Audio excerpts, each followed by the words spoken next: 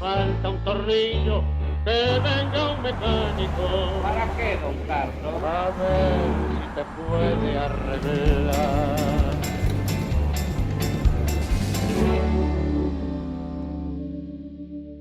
Bienvenidos aquí al Tornillo, en el canal de la ciudad, Luisito. ¿Cómo estás, Sergio? Bueno, la recta final de la... Sí. La recta final acelerando. ¿Hacia dónde? ¿Hacia dónde, no? El tema es Esperando, primera que no vuelta, sea el abismo. segunda vuelta. ¿Sabes que estoy tratando? Uno nunca lo logra, ¿no? Pero cuando uno hace análisis político, lo primero que hace es definir algunos escenarios, ¿no? Así es. Un escenario posible es que haya una primera vuelta con un presidente. Recordemos, la regla es 40% más 10 de diferencia por lo menos, o 45, un país muy raro donde se elige presidente. Sí, sí. Casi se diría que la regla del balotaje es para que no lo haya, ¿no? Porque, claro, digamos, se simplifica la cuestión de ser presidente, porque inclusive es sobre los votos positivos. Luego con inasistencia, vamos a decir, claro, ¿no? Con ausentismo, más voto en blanco, voto en nulo, uno con un porcentaje menor, claro, podría resolver. Presidente. Uno, con la cautela que tiene que mirar siempre los sondeos de opinión pública, como todos sabemos, advierte El que se quema con leche sopla hasta el yogur. Sí, por supuesto, ¿no? todo. Hasta ahora no parecería un escenario de alta probabilidad, ¿no? El de la... No. Bueno, faltan los debates, obviamente, falta el último tramo donde los indecisos de alguna manera se definen. Sí, y que los decididos también dicen, bueno, pero esta es una carta ganadora contra el que yo quiero ganarle, y por ahí hay voto estratégico, ¿no? Como se dice, Claro. no sé, muchas cosas.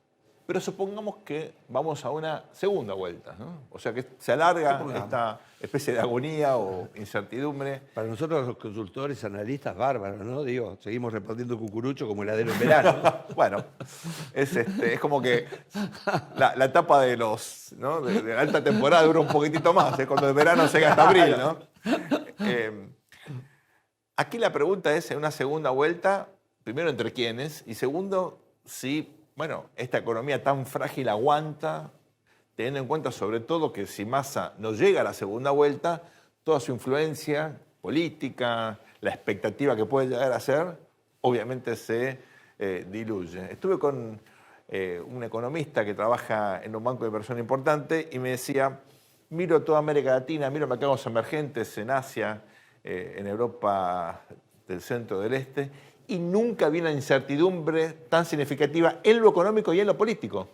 ¿No? Ahora, cosa que es increíble, ¿no? Porque al principio se decía, bueno, tenemos 3 candidatos pro-market, claro, market friendly, siempre viene bien hablar con alguna palabra en inglés, ¿no es cierto? Y resulta que los market friendly resultaron ser, ¿no? Los enemigos de la certidumbre. Exacto. ¿No es cierto? Términos contextuales, ¿no? Por ejemplo, hasta abril de este año, mucha gente te preguntaba, ¿puede ser la Argentina la próxima Venezuela? O sea, había todavía Sí, una fantasía totalmente. de un riesgo, de agresión populista. ¿no? De un deslizamiento hacia el populismo sí, autoritario. Nadie te pregunta eso.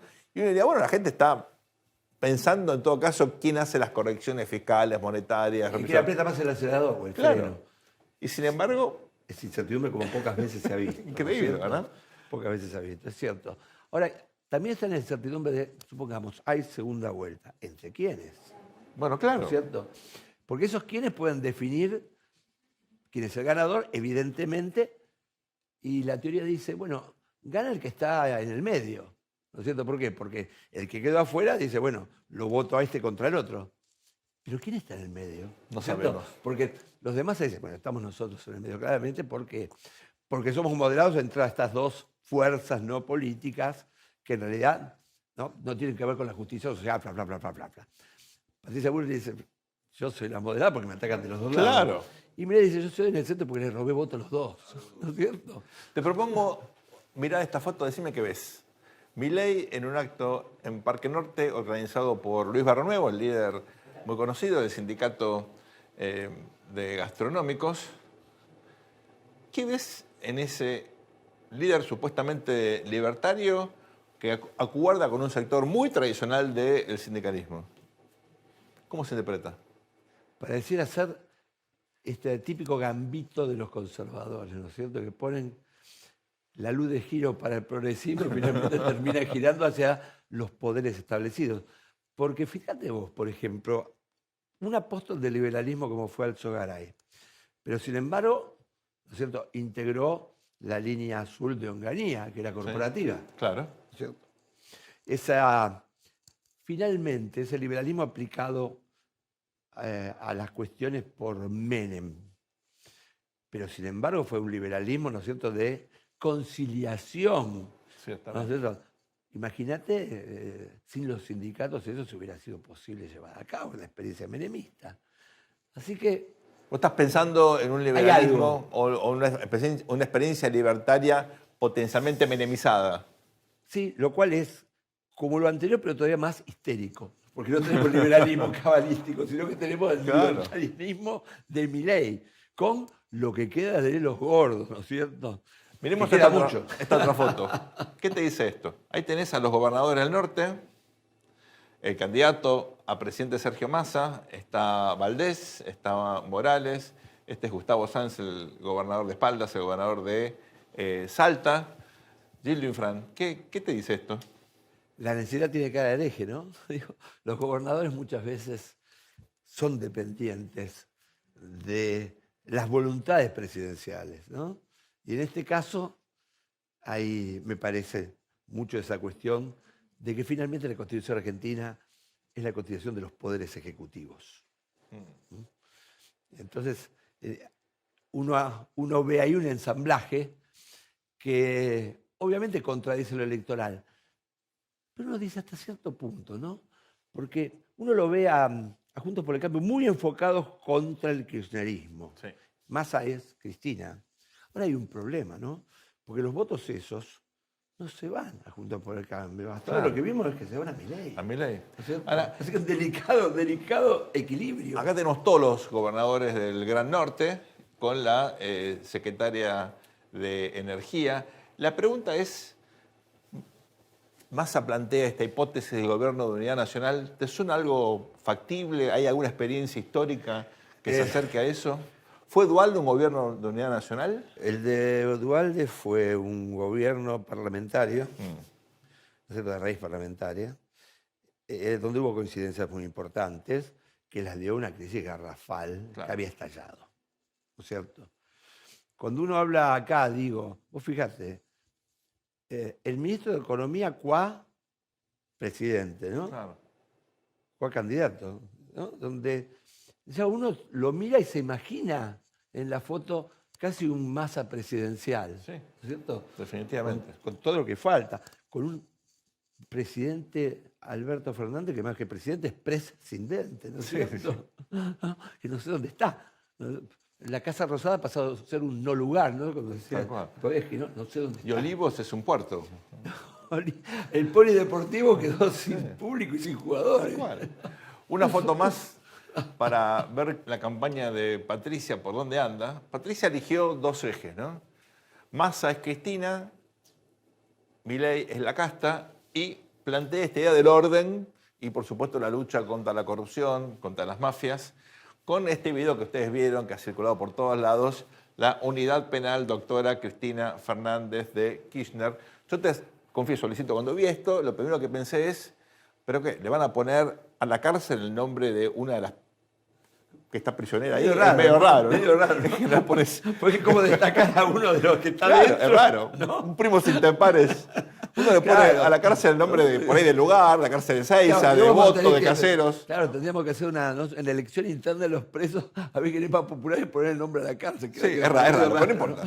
Queda como poner, claro, en la universidad, el nombre de la universidad al que bochó la materia. Exacto, es medio raro. Pero bueno, pues, obviamente el corto estaba... Ardida electoral, efectivamente. Estaba pensado para eso. ¿Te parece que el orden es un argumento consistente, lógico, en un contexto donde la economía es la prioridad? Lo que pasa es que ahí es como se lo conjuga, ¿no? Se dice, bueno, acá lo que pasa es que hay un desbarajuste bárbaro. Porque el tema de inflación es un desbarajuste, ¿no es cierto? Sí. Casi algo como López Murphy, ¿no? Como que va a ser nuestro... Viste que tiene un dejo uruguayo, no lo vamos a escuchar, sí, ¿no? Claro. Pero digo, es un desbarajuste. Es la imposibilidad de decir que no a los diferentes sectores de inflación. Entonces, uno puede conjugar el orden. El tema es si el orden es sexy, ¿no? Me parece que también está construido en base a el orden es racional. Y yo tengo acá un señor que viene, ¿no?, con el pelo tipo Dragon Ball Z, que para mí parece un desordenado. De eso ¿no? yo no puedo hablar, de pelo no puedo hablar. Lo que sí te puedo asegurar, Luisito, es que la idea de orden está en la bandera de Brasil, orden y progreso. Recordemos, era una ilusión positivista Totalmente. del siglo XIX, fin del Y siglo nosotros XIX. la gerundiamos también en términos de paz y administración. Así es. ¿No es cierto? Y vos viste que hay como una reconciliación y por ahí un poco de falsificación de la historia cuando se dice, bueno, acá el orden es propio del liberalismo. Bueno, el orden conservador fue. Así es. Y el radicalismo que hoy integra esta coalición, ¿no es cierto?, con los que están hablando de orden, bueno, hicieron alguna revolución contra el orden conservador. Vamos a ir a una muy breve pausa ahora, Luis, y volvemos enseguida con el tornillo, el desarrollo del programa y, como prometimos recién, nada más y nada menos que Ricardo López Murphy. No se vayan, en un ratito estamos con ustedes. Al mundo le falta un tornillo, que venga un mecánico. Luis, vamos a entrevistar a Ricardo López Murphy, Bien. que es economista, político y diputado argentino. Licenciado en Economía, Master of Arts en Economía en la Universidad de Chicago. Donde vive mi hija. Mirá vos. Fue ministro de Defensa, de Economía y de Infraestructura y Vivienda durante la presidencia de Fernando de la Rúa. En 2021 fue electo a diputado nacional por la ciudad de Buenos Aires. Y hoy integra los equipos de Patricia Bullrich en Juntos por el Cambio. Ricardo, un placer. Una candidatura presidencial 2003. Donde Por nada. Casi. Por nada. Pero bueno, acá estamos. ¿Pudiste haber ido a la segunda vuelta en el 2003? No lo podía por el artículo 150 del Código Electoral. El Código Electoral Nacional tenía la previsión de que si uno desertaba, el otro era elegido. Mucha gente me planteó en ese momento por qué no ir a buscar la inconstitucionalidad de la ley, pero estábamos a unos días de la asunción. Pero no solo eso, sino que yo hubiera podido alegar contra el código. ¿Por qué no lo hice antes de la elección? Porque eso era reconocer que iba a salir tercero. ¿Está claro? Entonces, estaba metido en un dilema. Es como de la baja de los impuestos ahora cuando nos ponen la baja de impuestos. Empezamos al revés la entrevista, pero no importa. En el discurso de cierre de tu campaña, que fue bastante impactante, vos diste un mensaje muy especial, ¿no? Porque como diste a entender que era obviamente una elección crucial, pero no fue un discurso como el que yo esperaba de, bueno, ganamos sí o sí, llegamos... ¿Me equivoco? ¿Fue algo...? No, yo en general, a lo mejor un error, pero esto unas cosas uno la aprende con los años, siempre la crítica que se me hizo es que yo era muy cartesiano. O sea, yo siempre apelé a la racionalidad. Claro. Y la vida tiene mucho emocional, que yo lo tengo. Yo vengo de una herencia irlandesa vasca, así que soy muy apasionado. Pero en todos los casos yo siempre hice una apelación a la racionalidad. Y me parecía que en ese momento el país necesitaba la conjunción de una alternativa nueva, fresca, pero al mismo tiempo ser consciente de que lo que votamos era muy decisivo para el futuro. Claro. No, a lo mejor no llegué a suficiente oído receptivo. Bueno, Hirman no tiene el libro Las pasiones y los intereses, ¿no? Claro. Donde por esta cuestión de que finalmente las razones son esclavas de las pasiones. Vos tramitaste esa pasión por la razón en un momento donde recién estábamos vislumbrando que la política va a quedar inundada, saturada de pasiones, ¿no? Me parece que estamos así. Pero también es cierto, porque estas cuestiones, la distancia con el día después, uno sabe cosas que se equivocó. Pero también es cierto que mi irrupción en esa campaña fue básicamente un desafío de la razón. O sea, yo no tenía los recursos ni la organización. Yo iba a todos los programas de gente muy adversaria a mi opinión y peleaba, pero claro. El Bulldog. Eso fue creando. Pero ¿cómo creó efecto la imagen de Bulldog? Sí. Es verdad. Es verdad. Ahí, viste, o sea, por eso yo una me gané combinación. el lugar peleando. Sí, sí, no, claramente. Y peleando con mucho argumento, que era, miremos lo que hacen los países exitosos, que lo Claro. sigo diciendo ahora. Sí, O sí, sea, claro. hoy estuve en el Centro de Monitoreo de la Policía Metropolitana, que es una maravilla. Ahí en Chacarita. Sí. Sí. Y una cosa que me dejó asombrado es que son uno de los pocos que me hacen caso. Es decir, mira las experiencias exitosas del mundo, la de Barcelona, la de New York. Y yo digo, en todas las cosas, lo que nosotros tenemos que hacer es mirar las experiencias exitosas. Esa es una forma. Era lo que Sarmiento trajo de Massachusetts. Claro. ¿Qué miró Sarmiento? Miró cuál era el sistema más exitoso de educación en Estados Unidos y trajo a la maestra. Tal cual. Ustedes piensen que las educó en otro idioma. Una cosa. Tremendo. Entonces yo digo, Tremendo. hoy, ¿qué debemos hacer? Nosotros, antes de hacer un invento, tenemos que mirar qué hacen otros países que les va bien.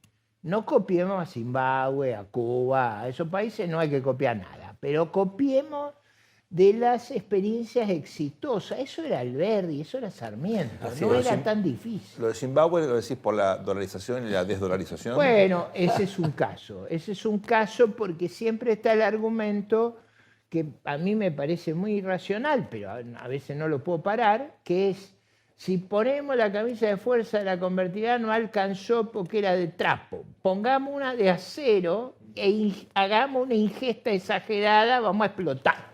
Claro. Entonces, Zimbabue demostró que no hay camisa monetaria que te arregla el descalabro fiscal. Claro. Siempre, esto no es mío, porque si fuera mío, eso es Sargent, que afortunadamente es la referencia a Patricia Bullrich. Claro.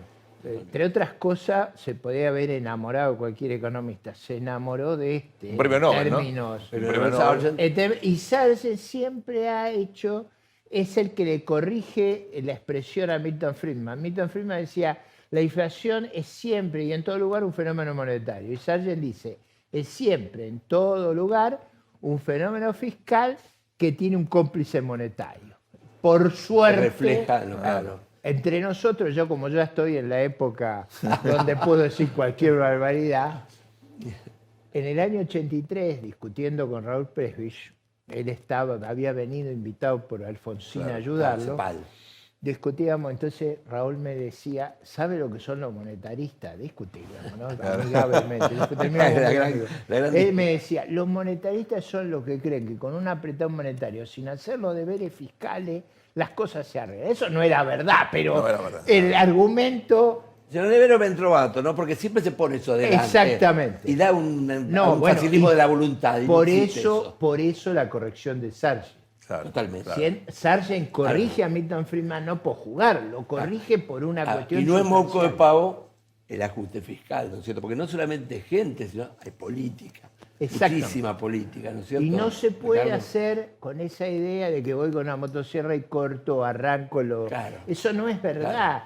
El esfuerzo que hay que hacer es un esfuerzo complejo, inteligente, Sostenido, que cree cultura. sostenido, recurrente. ¿no? Tiene que ser recurrente. Recurrente. Porque es exitoso si es recurrente. Claro. Claro. Mirá, Ricardo, fue como dejar de fumar ¿viste? En lugares públicos, que eso fue algo muy raro lo que pasó, Sí. ¿no es cierto? Porque siempre pensamos que todo tipo de reglamentación en la Argentina finalmente, ¿viste? No se iba a hacer ¿el cinturón de seguridad? cumplir, ¿no? Cinturón de seguridad. Sin embargo, funcionó eso, porque se vio, por un lado, ¿viste? La cuestión inmediata, me parece, del éxito, por otro lado, uno se sintió partícipe. No, ¿No es fue cierto? extraordinariamente importante. Fue Te extraordinariamente cuento importante. algo más, Luis, que es muy Fue Bretón, importante. Paula Bretón, me parece. Fue Yo ese ejemplo lo uso, porque A es ver. muy potente. Porque todo el mundo está, por la experiencia de Patricia y las mías, qué es lo que vamos a hacer con el crimen organizado, el narco. Ajá. Y yo digo, hay un enfoque que no evita que sea policial y si la cosa es muy pesada tenga que recurrirse a la última ratio, que es el uso de la fuerza militar. Pero yo digo siempre, la batalla esa es una batalla sanitaria, es ganar la mente Sí. de la gente. Así Y es. digo, el caso de Argentina es interesante, pero más el de Uruguay. Tabaré Vázquez era un oncólogo, Sí. estaba obsesionado con el cáncer de pulmón. Y persuadió al Uruguay, persuadió que no había que fumar. Entonces yo creo que acá hay un tema. Hay algo, ¿no? Hay un tema importante. la prioridad en la lucha contra el narcotráfico es la política sanitaria. Tiene un pie de página claro. que le vamos a reventar los búnkeres, le vamos a reventar Sí. las cadenas de abastecimiento, los vamos a revisar en el lavado de dinero, vamos a hacer una estrategia integral. Pero nunca hay que perder perspectiva, la cosa empieza por la demanda. Ricardo, vos intentaste hacer una corrección fiscal que comparado con lo que tiene que hacer ahora la Argentina era Muy pequeño. muy pequeña y enfrentaste... Sí, era una depilación, no era una motosierra. Pero con el bosque. también tiene que ver con una cosa que dijo Patricia que se fue mal interpretada. Acuérdense ustedes lo del blindaje. O Sí, sea, nosotros sí. habíamos recibido, en aquella época, es una cuestión histórica, pero habíamos recibido los fondos para financiar todos los vencimientos de deuda pública. Eso fue el segundo trimestre del 2001. No, el blindaje fue el último trimestre De del 2000, 2000. perfecto. Habíamos tenido un desvío. Entonces, todo mi argumento en ese momento fue volver al programa, que no lo había diseñado yo, lo había diseñado Machinea. Volvemos al programa, porque es la única alternativa que tenemos. En realidad, los recortes eran marginales, le pegaban muy duro a la manipulación política. Por ejemplo, le quitábamos las pensiones graciables que daban los legisladores. Eso era un escándalo entre nosotros porque daban a los parientes. Claro. O sea, era un mecanismo de corrección de malas prácticas. Pero fíjate que quedó en parte del inconsciente En el colectivo imaginario. como una brutal... No, era una ajuste corrección fiscal. muy pequeña ¿De de cuánto de producto? 0,6 del producto. Bueno, ahora que hace un ajuste de cuánto, el 3, Un poco más. ¿cómo se hace eso? No, bueno, va a haber que... A ver, el gobierno de los 20 años de los Kirchner subió el gasto de una manera... Descomunal. Exorbitante. Nosotros vamos a tener que hacer inmediatamente una corrección que al principio va a ser necesariamente no perfecta y el escalpelo o bisturí irá haciendo al tiempo. Hay correcciones que se consolidan con el tiempo. Recuerda el comentario que yo le hacía a Tonelli. La clave es que sea sostenible. Si la Que sea corrección carne. es artificial, ¿se acuerdan? Siempre cuando Italia tenía que entrar al acuerdo de Maastricht, pusieron un impuesto por un año. Para que diera en el... Justo. Eso no es lo... No. Acá hay que hacer algo como lo que hizo Israel en el 85. Es decir, una consolidación fiscal que refleje una voluntad de terminar con algo que nos hace mucho daño. Claro. No es O sea, un equilibrio del cual nadie se puede apartar y ninguno suponga que el otro se puede apartar. Así uno, efectivamente. no, va ahí. Y es algo que no va a ser, no es, como mucha gente cree, va a ser doloroso. No, al revés. Argentina no tiene el problema de Grecia, de España, de Portugal, que gastaban mucho más agregadamente que lo que producían y se endeudaban externamente para financiar. Claro. Nosotros no, el año que viene vamos a tener superávit en cuenta corriente. Claro. O sea, el país no gasta. Entonces, No. agregadamente no tenemos que No. ajustar. Ahora, nuestro tenemos que problema es hacer cíclico, más bien. consolidar la parte fiscal y liberar al sector privado que está sobreajustado por el impuesto inflacionario.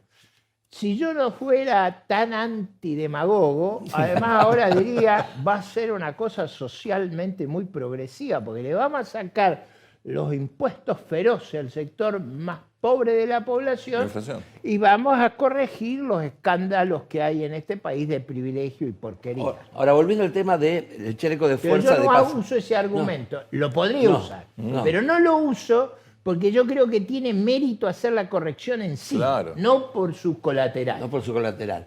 Volvemos al tema del chaleco de fuerza de cuero al chaleco de fuerza de hierro, donde la dolarización pasa a ser una dolorización, por lo que estamos diciendo, ¿no es cierto? La sociedad no aceptó el chaleco de fuerza de cuero de la convertibilidad, o la política. La Y política. la política. Era una política que enfrentaba una sociedad, si querés, menos demandante por sus características, Tuvimos una sociedad mala sin tanta suerte, pobreza. Luis, también. No, sí, claro.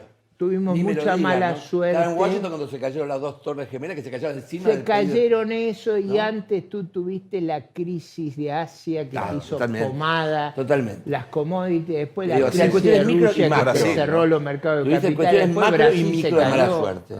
Ahora, Lo que te estoy diciendo es, en una sociedad con semejante nivel de pobreza, ¿no es cierto? No tener ciertos instrumentos monetarios en el Estado, no tener la capacidad de poder, ¿viste? Digo, producir eso que vos decís, la aceptación incluso, ¿no? La pedagogía. Che, la verdad que está funcionando, ¿no es cierto? Me parece que es muy complicado. Me parece que se está comprando el argumento de la dolarización como, no sé si Como se un está atajo. comprando.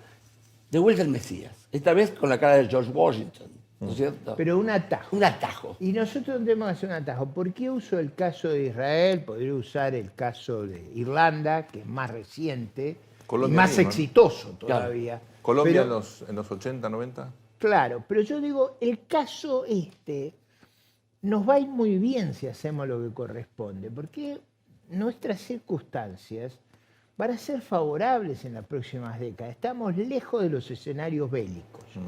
Ojo, que los escenarios bélicos son por todos lados. Sí. Tenemos el caso de Ucrania, pero tenemos Nagorno-Karabaj y Armenia, Totalmente. tenemos el Medio Oriente, tenemos África, el claro. Kashmir, tenemos los líos de África, tenemos los líos de China y Taiwán, tenemos el lío de Corea, tenemos líos, pero no en broma. Entremos en la fase difícil de la globalización. ¿Te acordás que antes se decía la fase difícil de industrialización? Entonces yo digo, Ahora la fase difícil de la nosotros globalización. tenemos un lugar que si nos portamos bien, acuérdense ustedes que gran parte de la migración que vino a Argentina vino por razones económicas, pero también huyendo de las guerras. Claro. Las guerras, el hambruna, Huyendo, todo lo por que ejemplo, significa la guerra. yo tengo parientes armenios, vinieron escapándose del genocidio, o sea, vinieron, digamos, muchos de mis parientes del otro lado vienen de escaparse de ser, digamos, de participar en guerras. Es decir, venían a la Argentina, obviamente por expectativa económica, pero también para no Sí. estar en las levas forzosas y Por todas supuesto. estas cuestiones. Ricardo, uno mira la historia argentina y hubo un presidente que hizo una corrección fiscal muy significativa, pero quedó como el jamón de un sándwich, ¿no? Que fue Avellaneda, entre Sarmiento y Roca. Bueno, son dos, obviamente, presidentes con características distintas, pero con mucha personalidad, y él quedó como el que tuvo que hacer la corrección fiscal después de una expansión significativa por la guerra del Paraguay, y también hay que decirlo, Sarmiento no fue muy prudente en lo fiscal. No era su caso. Avellaneda terminó siendo un presidente bastante olvidado. Es una localidad importante, los hinchas de Racing Independiente se me van a ofender.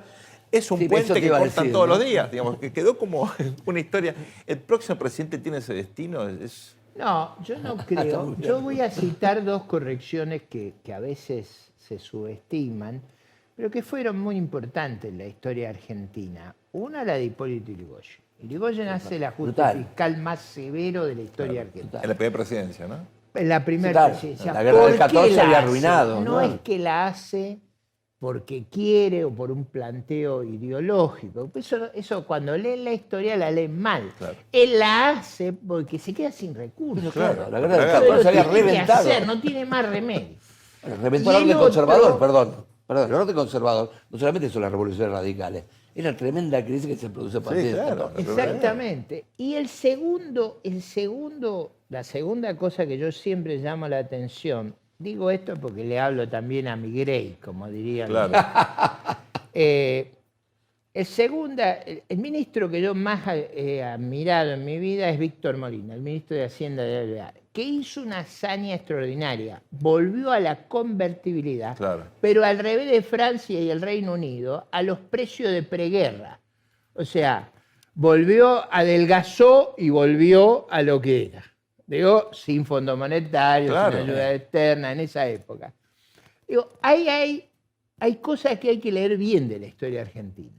Por ejemplo, mucha gente mira una serie y dice, acá empezó el problema. Bueno, pero escuchame una cosa. ¿Qué problema? ¿Vos no te enteraste de la guerra? Claro. ¿Vos Ahora- no te enteraste del Ahora, problema? el 17 la revolución rusa beneficia a la Argentina de alguna manera porque se arruina Ucrania, ¿no? Mirá, No, justo, también ¿no? A ver, vamos a poner. Vos sos el que sabés, yo- Todo eso fue una época muy traumática porque el régimen político cambió. Hay que acordarse que Irigoyen no se andaba con chiquita, intervino casi todas las provincias. Claro. O sea, Incluyendo la de Buenos Aires. porque hubo, es decir, fueron Especialmente épocas de Buenos difíciles. El gobierno de Alvear, para mí la gran virtud que tuvo, que fue un gobierno de gran concordia nacional. Claro. Fue un gobierno, hoy hablando con Patricia hacíamos esta reflexión. No demasiado con los irigoyenistas.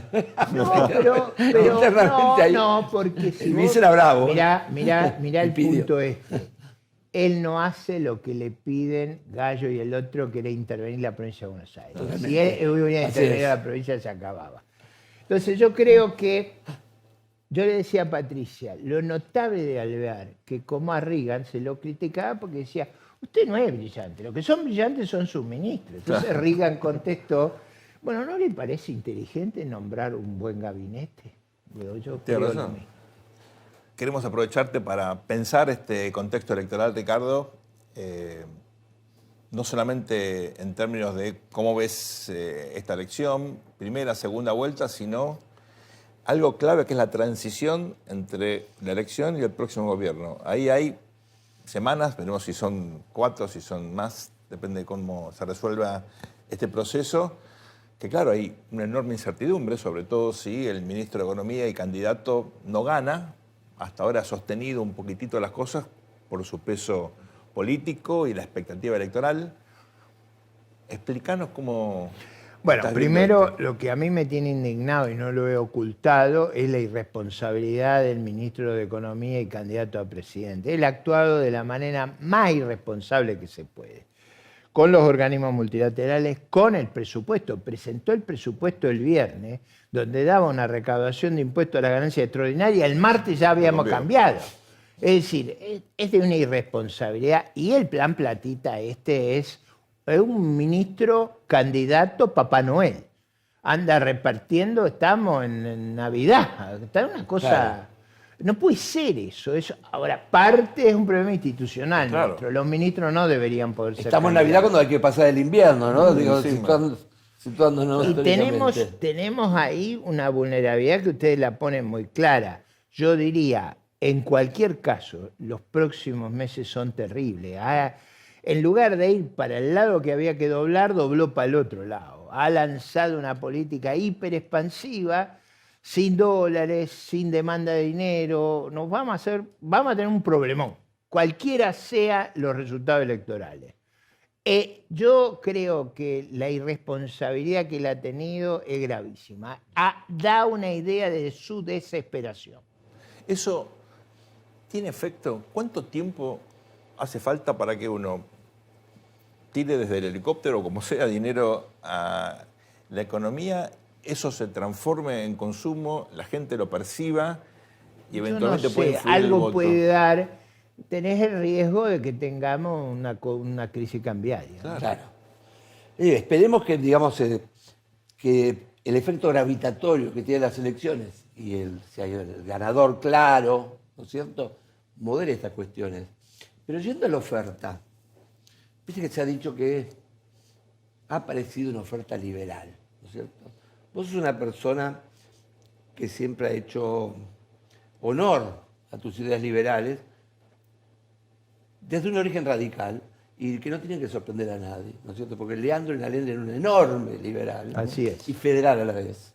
No podemos discutir Irigoyen, No, digo, Irigoyen no ¿no lo es cierto? era, pero sí Pero lo digo, era Allende. claramente Leandro sí lo era. Absolutamente. Y muchísimo. Y contra un hombre conservador que él se lo criticaba, porque decía, vas a tener un Estado todopoderoso y las provincias van a aceptar ese paternalismo. Lo decía claramente Leandro Allende. Así que, ¿cómo te sentís frente a la aparición de Milei y este supuesto genuino liberalismo? No, bueno, él no dice él dice que es libertario, él viene de otra Ok. tradición Yo te sé lo que lo política y decís sobre él. filosófica. Yo tengo, obviamente, mucha vinculación con el iluminismo escocés, como tienen todos los liberales.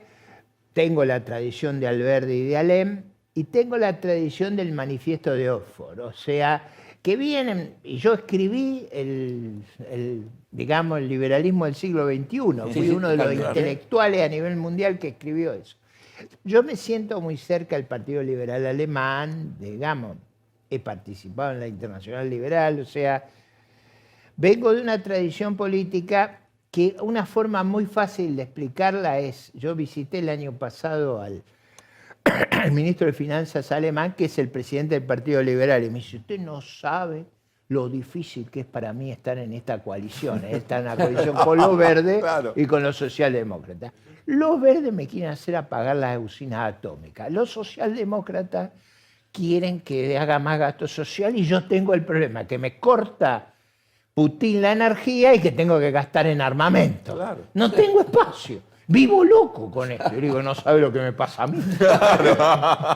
Pero de todas maneras, para entender a los liberales en Alemania han sido socios, los socialdemócratas han sido socios de los conservadores, han sido aliados y lo son en Holanda, lo son en Bélgica, lo son en Suecia. Es decir, esta tradición del liberalismo que sobre todo limita el poder y es tolerante. En todas nuestras actitudes hay que mirar que hay una ética y una estética del liberalismo. Un rasgo central de los liberales es respetar el proyecto del otro. Totalmente. Es evitar ese liberalismo económico la acción no se prepotente entiende si y el liberalismo- autoritaria. Totalmente. Hay en nuestra manifestación estética Hay una coherencia entre una el liberalismo cuestión político y el liberalismo económico. de la cual yo me siento muy orgulloso. Como vos dijiste, es cierto que en los últimos 40 años hubo muchos años que yo me debatía en soledad en la defensa de estas ideas. Pero he mantenido la coherencia y la consistencia y se me puede revisar. Yo aguanto el archivo. Aguanto el archivo. Ricardo, ahora, todos los países que has mencionado son parlamentaristas. Es verdad. ¿Cuál es el lugar de estas ideas, de esta concepción, porque son más que ideas, una concepción del mundo, en un régimen presidencialista que requiere partidos más diversos, más grandes, como fue el radicalismo en su momento, y yo creo que puede volver a hacerlo a partir de estos triunfos en las provincias? ¿Cómo se construye una fuerza donde el liberalismo sigue teniendo nitidez en términos de irradiar ideas Sí, tan bueno, yo singulares? parto de dos reflexiones. Normalmente esos partidos gigantescos son en realidad una suerte de coalición escondida, como lo era histórico. Cuando yo estaba ahí, Claro. era mi ala era, yo era convencional nacional, Sí, de claro. radicalismo, no era un personaje ahí oscuro. Y cada vez que me paraba a hablar en las convenciones era un escándalo. O sea, hasta los convencionales me insultaban. Un día voy a contar una anécdota de esa inolvidable. Pero yo creo que nuestro rol ha sido no solo de lucha agonal, electoral, sino ha sido un esfuerzo filosófico, Pedagógico. pedagógico. Y digo, a lo largo de la historia, incluso en Europa, la construcción de la paz en Europa fue una tarea inmensa, Titánica. de la tolerancia, de la convivencia, digamos, del control del poder en países con una tradición autoritaria terrible. Así es. Digo, a ver, el que piense la reforma del 48 con Adenauer y Erhard y no reconozca el rol conceptual que tuvimos ahí fue brutal. Como lo fue también en Italia. Es verdad que lideraba Adenauer, que era demócrata cristiano conservador, y en Gasperi. Italia de De Gasperi. Gasperi, sí. Pero las ideas económicas, el modelo de sociedad, el liberalismo excede la lucha electoral. Es una forma de convivencia. Por eso yo digo que hay una defensa ética de los valores liberales, que es aceptar que el otro tenga un proyecto diferente del uno, y hay una visión estética, Claro. que es... La propuesta de Milei parecería estar en las antípodas, porque en un punto casi ahí te diría que se parece más al kirchnerismo, en términos de... Bueno, ¿no es cierto? ahí viene. El autoritarismo. El gran A tema ver. de discusión ahí es la actitud intolerante. Porque eso, y no lo digo simplemente en el rechazo, digo hasta en tu conducta personal, cómo reaccionás a ideas que son contradictorias con las tuyas. Yo reacciono reargumentando, un poco con la línea cartesiana, tratando de ver la otra. Nuestras construcciones son muy Persuadiendo. laboriosas. No son construcciones hechas ahí en un rapto de imaginación. Son construcciones que llevan siglos. Claro, no son catchphrases, no son simplemente Efectivamente, palabritas, no sé, para eslogans. poner un caso importante, Montesquieu afirmaba que al presidente había que elegirlo por sorteo. ¿Por qué era eso? Era para que le pusiéramos suficiente control para que no pudiera volverse brutal y autoritario con la ciudadanía. Claro. Entonces, esto es una cosa muy compleja y yo creo que hay una manifestación ética y estética de estas ideas. En este contexto, Ricardo, quiero aprovecharte para pensar un poco el escenario mundial, porque estamos en un mundo interdependiente, tal vez la globalización está en una etapa diferente a la que veníamos experimentando hasta ahora. Aparecen liderazgos, digamos, democráticos, pero no liberales en su concepción, líderes elegidos democráticamente, elecciones libres y justas, pero que gobiernan de manera, efectivamente, con algunos elementos o atributos no democráticos, ¿no? Lo vimos en Estados Unidos, lo vimos en Brasil, en algún sentido de izquierda, también en México con López Obrador. Hay rasgos similares, veremos si cuajan o no en Petro. ¿Por qué esta concepción tan autoritaria del poder se termina imponiendo después de un ciclo democrático, una tercera ola de democratización que parecía que volvía al mundo distinto? Extraordinario. Los que vivimos la caída del muro de Berlín. Claro. Nosotros, el día que más festejamos los liberales a escala mundial es el día de la caída del muro. El día de la victoria histórica. Claro. Ahora, es cierto que la democracia republicana está cuestionada, o democracia liberal está cuestionada en el mundo, que los problemas de representación son muy complejos. Parte de mi obsesión con la corrupción es que yo creo que la corrupción debilita a las élites, las hace vulnerables al crimen organizado y las desprestigia frente a la sociedad. Ahora, mi defensa es la defensa clásica de la democracia y del mercado. La democracia es muy imperfecta, muy imperfecta. Ahora, cuando la comparás con la teocracia o el totalitarismo, es un sistema con muchos problemas mejor. Y el mercado, a veces la mano invisible es artrítica, pero frente al dedo de Cristina es una maravilla. Ahora, Ricardo, ¿no será, te acuerdas los últimos años de Sartori, ¿no? Cuando él, viviendo, obviamente, la caída del muro de Berlín, decía, el problema quizás es que la democracia se quede sin enemigo. Y al no tener un amigo, las fisuras empiezan a ser internas, ¿no es cierto? No, verdad. ¿No es cierto? Y ahí lo que tuvimos es que hubo como una especie de Alzheimer colectivo respecto a lo que fueron las experiencias tremendas, dictatoriales, totalitarias, ¿no es cierto? Y es que mucha gente no lo vivió, hay mucha gente que nació después de nosotros. ¿No es cierto? Y yo diría también, Luis, una cosa que es muy compleja. El cambio tecnológico se aceleró muchísimo. Y el problema de adaptación, yo siempre lo digo con una cosa que es muy graciosa. Mi abuela me enseñaba a mí, mis nietos me enseñan a mí. Claro. O sea, se invirtió, digamos, y además se divierten sobre mis torpezas informáticas. Eso es lo más duro de aceptar, ¿no? Es una Así cosa se portan muy los nietos. impactante esa simetría. El cambio tecnológico fue muy fuerte y en muchas sociedades no hubo la plasticidad de acomodarse. Eso pasó en Estados Unidos, claro, claramente, pasa en Francia. Es decir, que alguien piense que Marine Le Pen es la alternativa, tenemos un problemón. Tenemos un problemón. Pensar que Orbán es el paradigma que tenemos, que Orbán es Hungría. bueno, para mí una suerte de dictador en Hungría. Es decir, yo creo que nuestros rivales, y esos son nuestros rivales, nosotros tenemos una propuesta mejor. Reconozco que la ansiedad del cambio tecnológico, de la inestabilidad que vive la sociedad moderna, donde nunca sabés cuándo dejás de ser viable o cuándo perdés utilidad, cuándo tu trabajo no sirve más. Mira, yo siempre lo puedo contar, tengo un minuto, claro, con un ejemplo histórico. Mi papá me llevaba al fútbol allá en la década del 50. La gente iba de sombrero al fútbol. Todos usaban sombrero.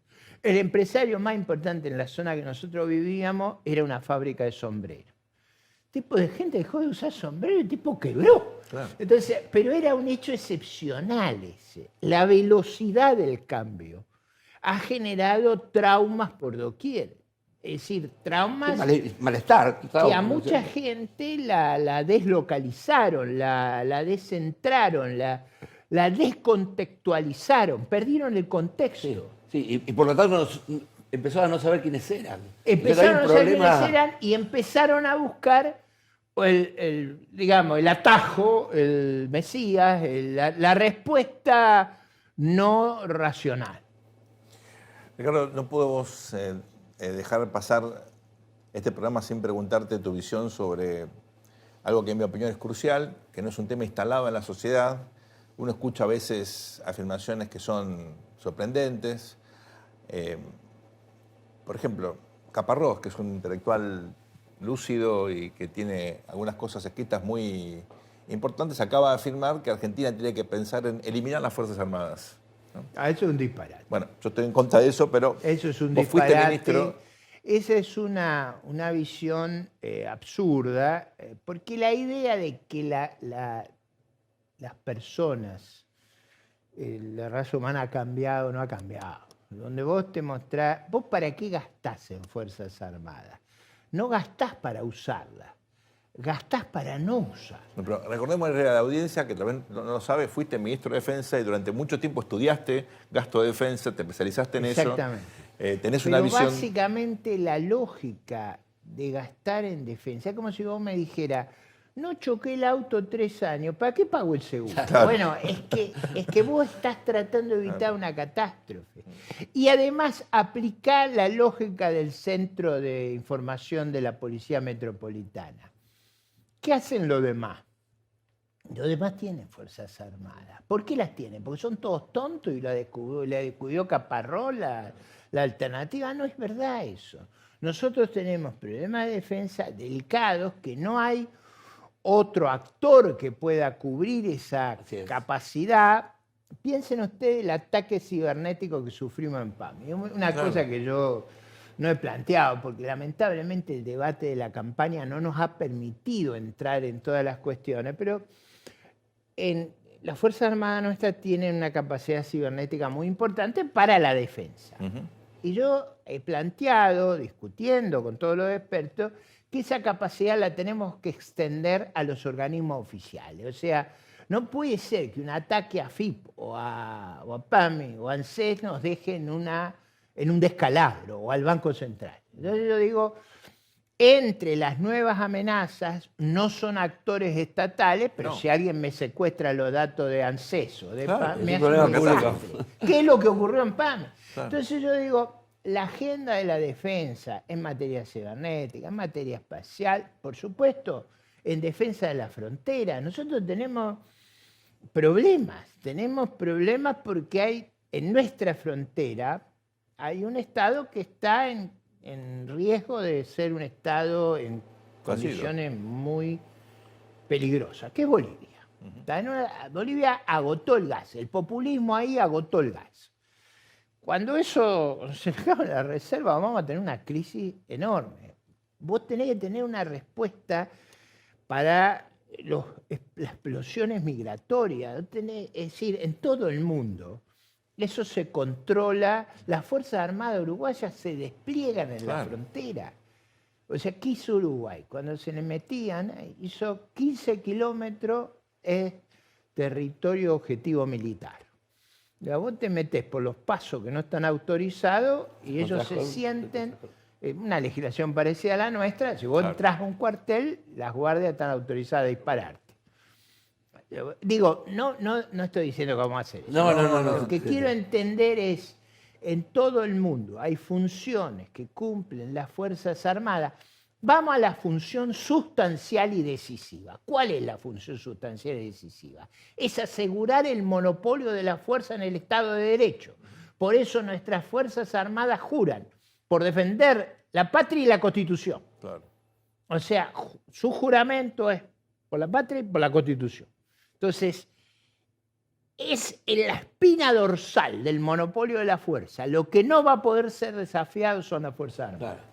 Por otro lado, Por supuesto, Ricardo, eso requiere la subordinación que ha sido extraordinaria estos años al poder civil y que tiene que ser entendida bien por la civilidad y por las propias Fuerzas Armadas. ¿Cómo La financiás? subordinación es lo que le da el prestigio Claro. para ser el garante del monopolio. Ahora, de la Ricardo, por fuerza. otro lado también, como se ha demostrado, las Fuerzas Armadas son un instrumento de la política exterior en un mundo globalizado Absolutamente. clave. Imprescindible. Clave. ¿no? Imprescindible. Lo que son todos esos cuerpos de paz, ¿no? Las intervenciones Bueno, humanitarias. Y ustedes saben, cuando yo era ministro de Defensa, visitando Europa, la guarnición Kosovo, en una situación extraordinariamente difícil, el secretario general de la OTAN me dijo, ¿cómo hace para tener fuerzas tan extraordinarias con las... Bueno, yo por supuesto dije porque hacemos las cosas bien. Claro. La verdad, también es cierto que nosotros tenemos fuerzas armadas que son muy pequeñas respecto a nuestra población. Claro. Cuando uno tiene el 1,5 por 1000 es una cosa. Cuando vos tenés el 3% de la población Claro. movilizada como en Israel es otra. Más difícil. O sea, Es otra cosa. los que tenemos de militares, con las cosas que le hemos hecho, son gente de vocación. O sea, y lógicamente nuestras fuerzas se sentían muy entusiasmadas profesionalmente en cumplir las misiones. Y ahí pasó otra cosa que la quiero destacar porque es valiosa. Lo que me decían ellos son Fuerzas Armadas que no tienen visos de racismo. Porque uno de los problemas Es cierto. es que en otros países hay. Acá no, acá nadie mira tu color de ojo, tu color de Siempre fue piel, tu integración, religión. ¿no? Eso habla bien de nosotros. O sea, yo fui educado, bueno, como un ciudadano común, cuando era chico, a no tener ni racismo ni antisemitismo. Entonces es una cosa que se me volcaba como una... Y yo creo que es un principio general de nuestra sociedad, que es un atributo muy valioso. En este momento que estamos tan caídos de Claro, autoestima, rescatemos eso, la profesionalidad de nuestras fuerzas y su característica, yo diría ética, de no ser racista, por eso podían actuar con los kosovares y con los serbios, que eran... ¿Cuánto cuesta tener unas Fuerzas Armadas que cumplan con la función que vos estás sugiriendo en términos de producto? Yo diría que un estándar razonable sería ir al 1,5% del El doble de lo que PBI. gastamos ahora. Sí, es un poco más. Pero digo, eso es a dónde tenemos que ir. En Europa, con la amenaza, los países están yendo al 2%. Claro. Pero nosotros, yo diría que si pudiéramos ir al gasto militar, que la ley de reestructuración militar del año 98 fijaba para el equipamiento, porque el tema, acá lo que se hace es dejar de gastar en equipamiento, y eso al final lo pagás. Bueno, los accidentes. Nosotros tenemos camiones ese camión, de 50, no, increíble, 60 años. increíble. Pero ¿quién recorre un camión de 60 años?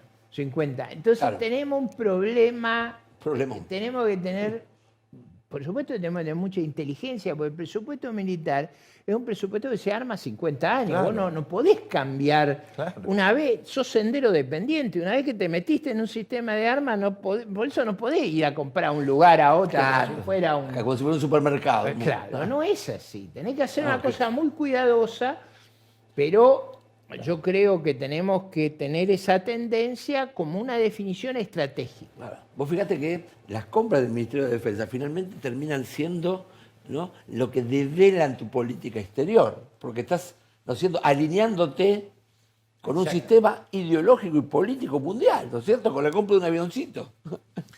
Se nos acaba el programa, Ricardo.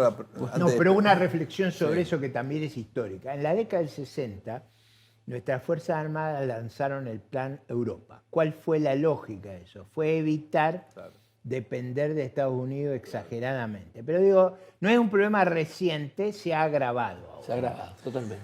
Antes de despedirte, agradeciéndote obviamente tu generosidad, ¿quién gana las elecciones? Acá, bueno, yo trabajo 7x24 para que gane la doctora Patricia Bullrich. Y no voy a ir a otra respuesta que yo lidero gran parte de estas fuerzas. Entonces, yo tengo que inspirar a todos con la misma pasión, con la racionalidad de lo que hacemos, y mientras salga a jugar, voy a jugar con la idea de que vamos a vencer. Muy bien, Se muchísimas nota, gracias. Gracias, Ricardo, un Ricardo. placer tenerte. Esto fue todo por hoy. Gracias por acompañarnos. Esto ha sido El Tornillo, aquí por el Canal de la Ciudad. Al mundo le falta un tornillo, que venga un mecánico.